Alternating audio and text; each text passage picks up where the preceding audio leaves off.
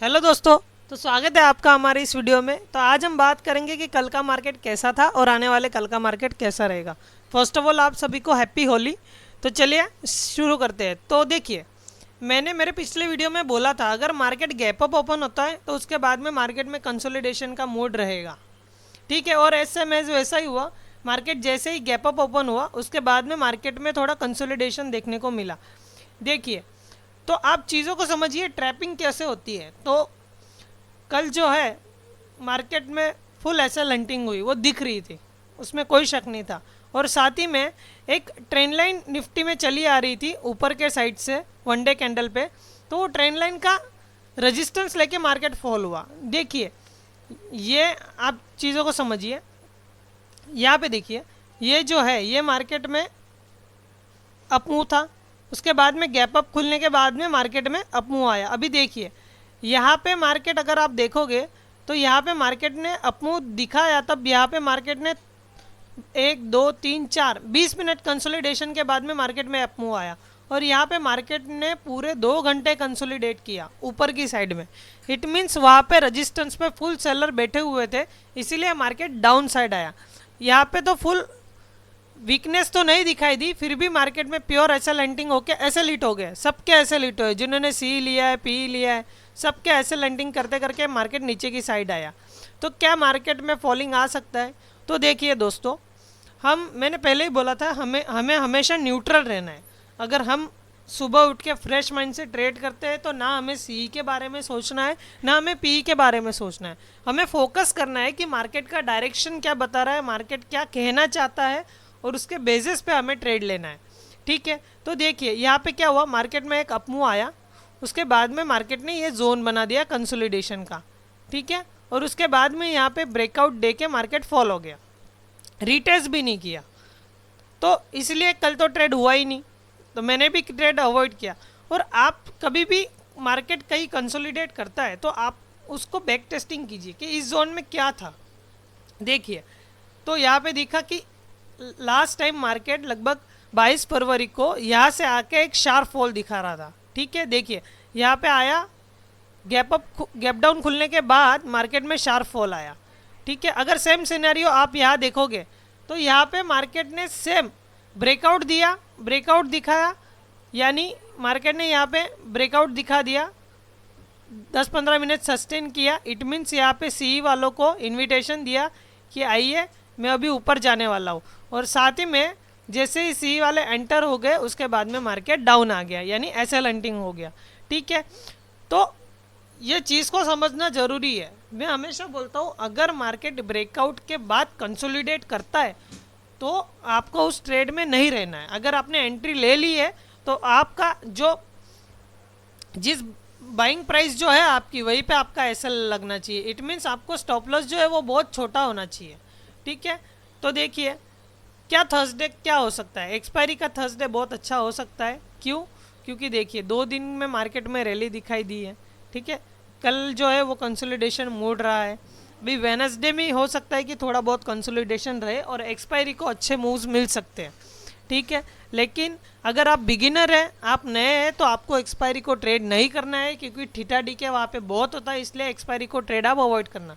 अभी हमारा सिनेरियो क्या है, देखिए वन डे पे जब तक 200 मूविंग एवरेज है 17,560 तक हमें लॉन्ग करना है, मार्केट में बाइंग का सिनेरियो रखना है। ठीक है, ये लाइन ब्लू लाइन आपको दिख रही है, अगर इसके नीचे मार्केट आता है तो फिर हमें पी की साइड में ट्रेड लेना है, तब तक हमें अवॉइड करना है। अभी सी की साइड में सिनेरियो कब रखना है, देखिए अगर मार्केट यहाँ पे आके एक अपमूव दे रहा है, यहाँ पे आके कुछ दोजी बना रहा है या कुछ इंडिकेट कर रहा है, कुछ ग्रीन कैंडल बना रहा है फुल बायर्स के साथ, तो आपको सी के साइड में ट्रेड लेना है। ठीक है, लेकिन as per my point of view आप इस जोन में ट्रेड मत कीजिए। ये फिर से एक कंसोलिडेशन जोन हो सकता है 17,670 से लेके 17,602 तक, ये जो जोन है वो कंसोलिडेशन हो सकता है। आप इस जोन में ट्रेड मत कीजिए। ठीक है, अगर आपको यहाँ कहीं पे बाइंग मिल रही है, देखिए अगर मैं एक ट्रेंड लाइन ड्रॉ करूँ तो मुझे दिख रहा है कि मार्केट एक ट्रेंड लाइन के शॉर्ट टाइम 5 मिनट के टाइम फ्रेम पे नीचे की साइड आ रहा है। ठीक है, अगर सपोज निफ्टी में ये ट्रेंड लाइन का, ये सपोर्ट के साथ ये ट्रेंड लाइन का ब्रेकआउट होता है तो हमें सी की साइड में ट्रेड लेना है।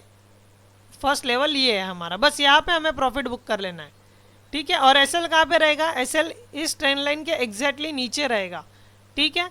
तो इस बेसिस पे हमें ट्रेड करना है, ठीक है। ये सी की साइड का सिनेरियो है। अगर मार्केट यहाँ पे आके यही कहीं मूव कर रहा है तो आपको ट्रेड्स का अवॉइड करना है, ये कंसोलिडेशन जोन हो सकता है।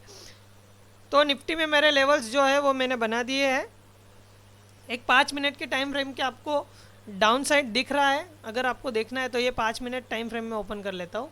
और ये ट्रेंड लाइन को आपको याद रखना है, इसके बेसिस पे ही हमें ट्रेड लेने, ठीक है। अगर बड़े टाइम फ्रेम पे सोचूं मैं तो ये फ्लैग एंड पॉल पैटर्न भी हो सकता है कि देखिए मार्केट में ये फ्लैग बना है, उसके बाद में ये फ्लैग एंड पॉल का ब्रेकआउट भी दे सकता है, ठीक है। तो हर चीज़ को समझ के, हर साइकोलॉजी को डेवलप करके हमें ट्रेड करना है, ठीक है। बैंक निफ्टी में तो मैं टोटली आपको बोलूँगा आप ट्रेड लीजिए ही नहीं, आप ट्रेड को अवॉइड कीजिए, आप बैंक निफ्टी को ट्रेड मत कीजिए।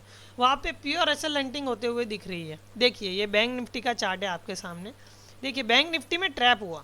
बैंक निफ्टी में अगर आप देखोगे तो मैं थोड़े पिछले लेवल्स लेके आता हूँ। देखिए इस जोन पे बैंक निफ्टी कैसा था, ये जो जोन है ये जोन देखिए बैंक निफ्टी में, ये जोन देखिए, मैं लगे तो आपको यहाँ पे क्लियरली दिखाई देगा, समझिएगा। ये जो जोन है बैंक निफ्टी में ये क्या है? ये प्योर एसएल हंटिंग वाला जोन है, यहाँ पे ट्रेड करना ही मत दोस्तों, ठीक है। आप कितना भी यहाँ पे ये कर लीजिए, ट्रेड ले लीजिए, आपका प्योर एसएल हंट होने वाला है। देखिए सेम जोन आ रहा है, देखिए ये जोन देखिए बैंक निफ्टी का, pure SL hunting, pure SL hunting, ठीक है। ये जोन देखिए इसमें भी प्योर एसएल हंटिंग होगा। तो हमें बैंक निफ्टी को ट्रेड कैसे करना है? देखिए बैंक निफ्टी में अगर आपको ट्रेड करना है तो आपको याद रखना है कि बैंक निफ्टी का कल का हाई हमारे लिए बहुत इंपॉर्टेंट है। अगर बैंक निफ्टी का कल का हाई जो है वो ब्रेकआउट होता है ऊपर के साइड में तो हमें सी बाई करके चलना है बैंक निफ्टी में, ठीक है। अगर बैंक निफ्टी 4100 के नीचे ट्रेड होता है, 41100 के नीचे ट्रेड होता है, तब हमें पी का सिनेरियो रखना है। तब तक हमें बैंक निफ्टी में ये नो ट्रेडिंग जोन है, यहाँ पे ट्रेड ही नहीं करना है दोस्तों। यहाँ पे आप सी ले लो, पी ले लो, कोई भी चार्ट पैटर्न फॉलो कर लो, कितना भी इंडिकेटर्स लगा लो, आप फेल हो जाओगे, आपका एसएल हिट होगा। यह पूरा साइकोलॉजी पे डेवलप करता है, तो इस चीज़ को आपको याद रखना है।